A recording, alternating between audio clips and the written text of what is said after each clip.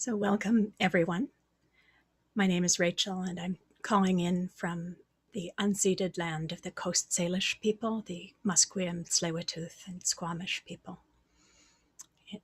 Nowadays, we call it Vancouver, BC. And this morning, I'd like to talk about dana as a practice, as a spiritual practice. I feel like in the insight tradition, dana gets kind of short shrift. We often just talk about it in the context of a dana talk, which, can seem a bit self-serving. Um, and it's a shame because the Buddha always taught about the practice of giving first, because it's such an obvious part of our lives together as social animals. And characteristically, he always expanded on the distinctions among different kinds of giving, different motivations for giving, to come up with detailed instructions. And so one thing to also clarify is that dana is often used to mean generosity, but in fact, the way the Buddha used it is as the act of giving and also as the thing given. Whereas chaga, a different Pali word, refers to the inner feeling of generosity. So these two qualities of the act of giving and the feeling of generosity can strengthen each other. Giving can be motivated by generosity, and giving can also weaken the feelings of greed that can block the feelings of generosity. So there are three kinds of gifts. The first kind of gift is money or material things, including even your own your own time and intention. So, giving money to organizations to support them, giving money to people without much money is actually, nowadays we're learning that the number one most effective intervention you can make on a practical level to alleviate poverty is just giving people money, no strings attached. Also, your own time and attention can be gifts of generosity. So how you relate to your friends and family, making time for the people in your life, helping people move, volunteering for organizations that are important to you. And receiving graciously can also be a form of generosity in this category, allowing the cycle to complete. The second kind of gift we can give is the gift of freedom from fear. So by acting with integrity, we generously give all beings the ability to relax around us, the ability to live their lives without fear of us. And the third kind of gift is the gift of the Dhamma. And this is called the supreme gift, and it's also the only gift that the Buddha set limits on. He said it should be given when invited. So he built in safeguards against giving unsolicited advice. And the Buddha also gave instructions on who we should give to. So give gifts where you think they will be put to good use. Sometimes when I'm planning my charitable giving, I'll look up statistics on how a given organization uses money. And when I have confidence that they'll use it well, I decide to give to them. It can also be really beautiful to give where your heart feels inspired, just kind of impulsively, like I really don't know what's going to happen to the money that I give, but my heart is moving in this way, so I'm going to let this action of generosity flow out from this generous heart.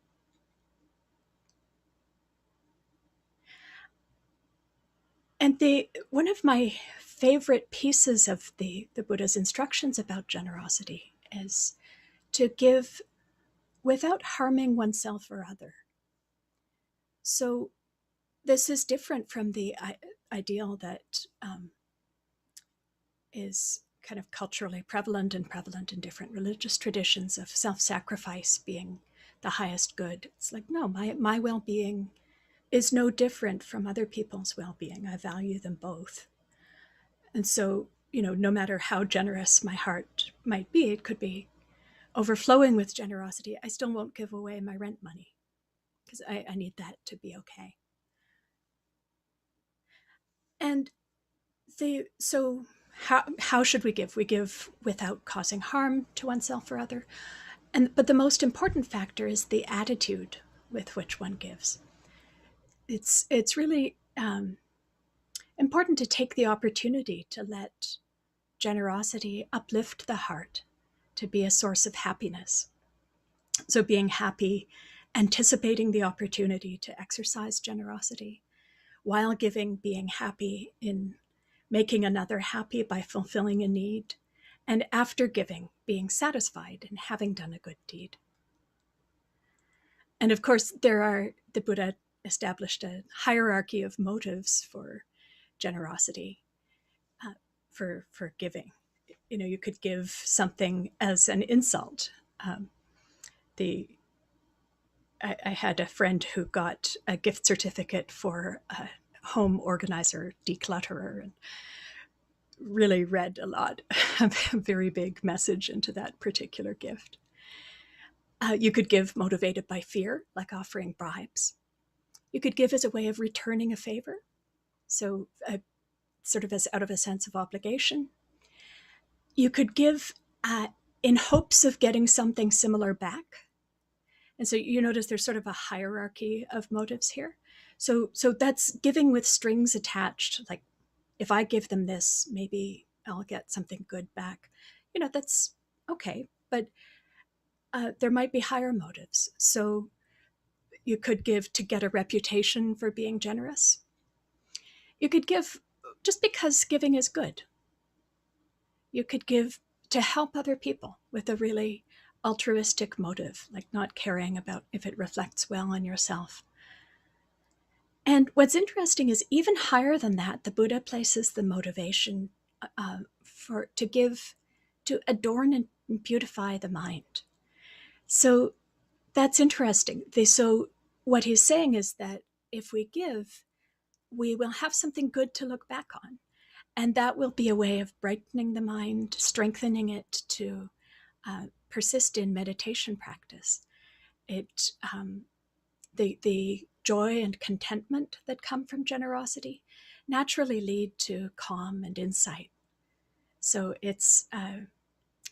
dana can be a powerful support for the meditation practice.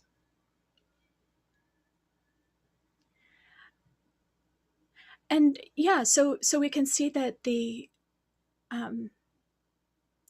act of giving has so many benefits in our practice, in our lives together.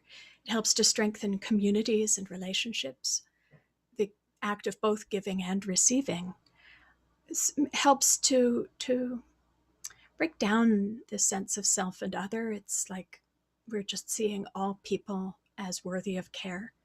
We're connecting with all humans in a human way, instead of creating an us and a them, with others being obstacles or problems, to really let our actions lead us to this sense of connectedness, of caring for their well-being the same way we care for our own.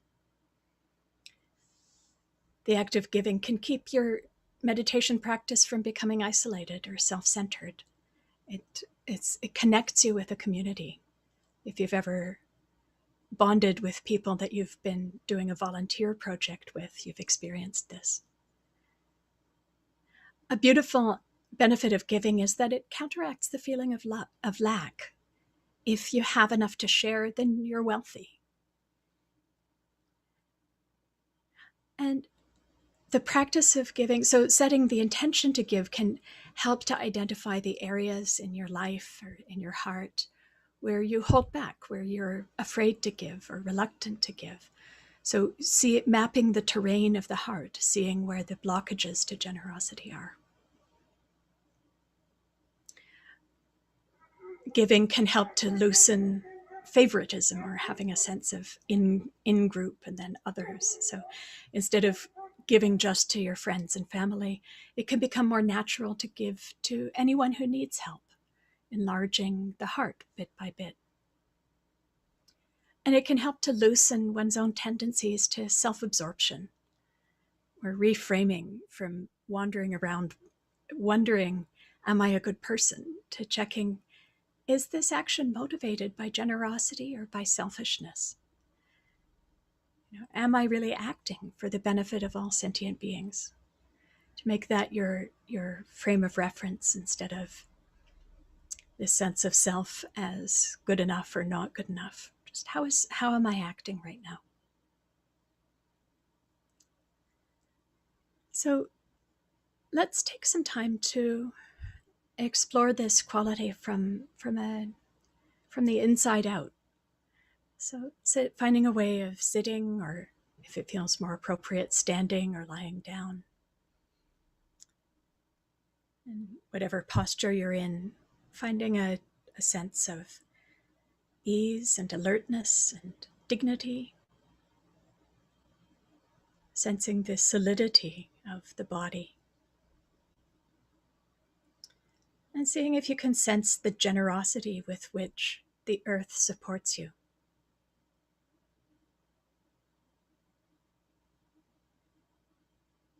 Gravity is the earth's way of letting you know it likes to have you around.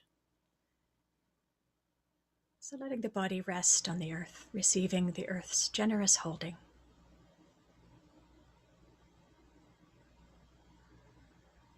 And sensing the generosity with which the air nourishes you. Every time you breathe in, your body is replenished with oxygen. And you can breathe out what your body's done with back into the air. Participating in this flow of giving and taking with the air.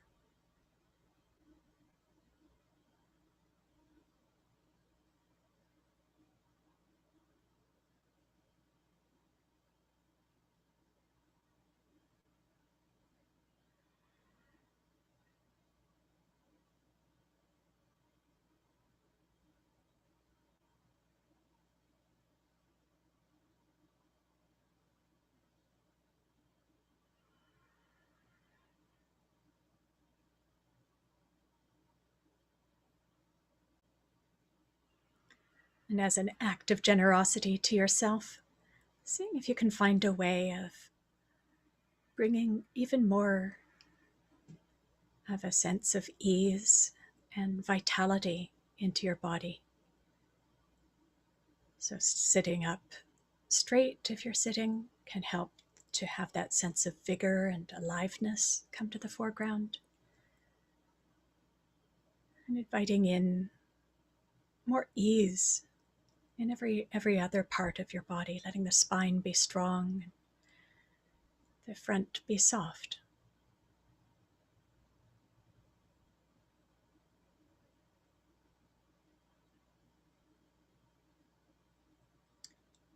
Checking and seeing if there's any edge of kind of a punitive or demanding attitude in your body towards your mind, in your mind towards your body.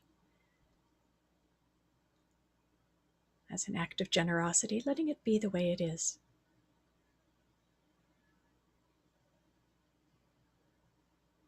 Being soft with yourself.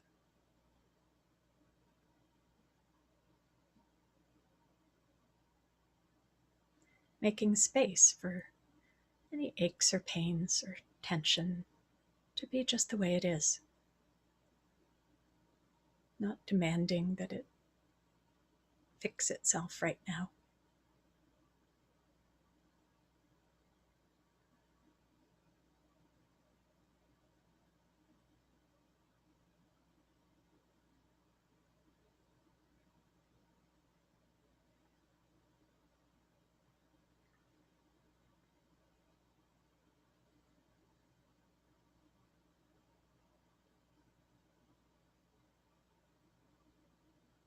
And extending that same generosity of spirit to however your mind and heart are right now.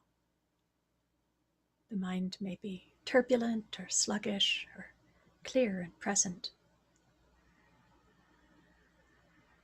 The heart may be contracted or expansive or fearful.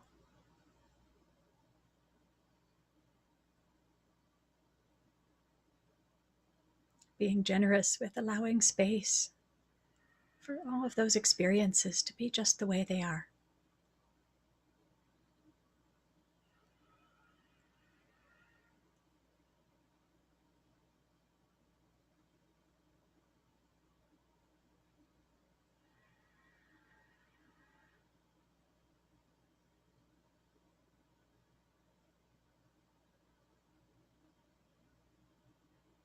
And whatever it is that's predominant in your experience right now, can your attention be really wholehearted with it?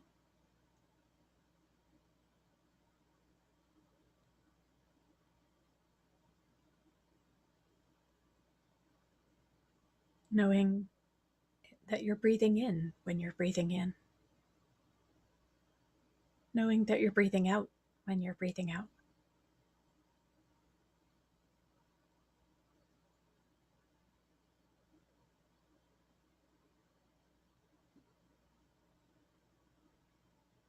Letting your generous attention hold it all just the way it is.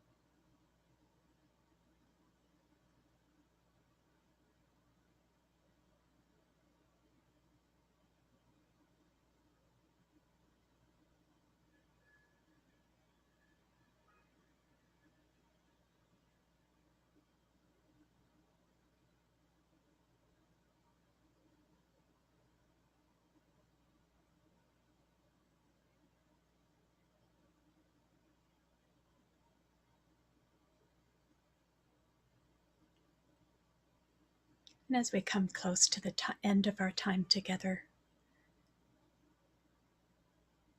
bringing to mind all of the beings you might encounter today,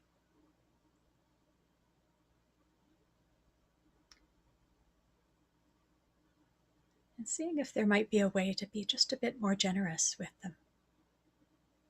Again, without harming yourself or them, to the best of your ability. So not overextending yourself, not giving things that are harmful. But might there be just a bit more space in my heart for the people I encounter?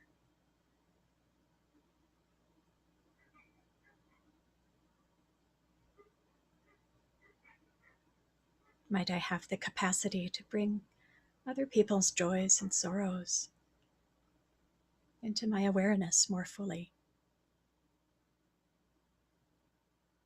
to see their happiness and well-being as just as important as mine?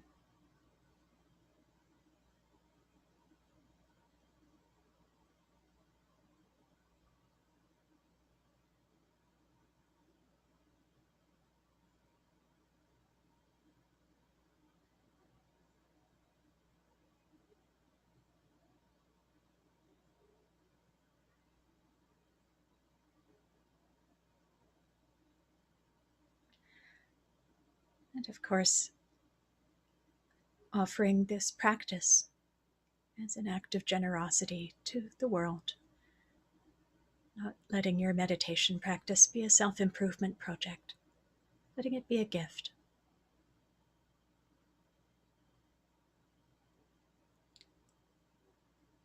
Setting the intention to act more wisely and kindly for the benefit of all beings, and sharing the benefit of any wholesome intentions, wholesome mind states that we've had today already or in the rest of the day. To share that merit with all beings everywhere. May this practice be for the benefit of all beings.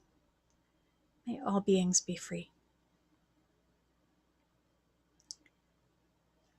Thank you for your practice, and I hope to practice with you again soon.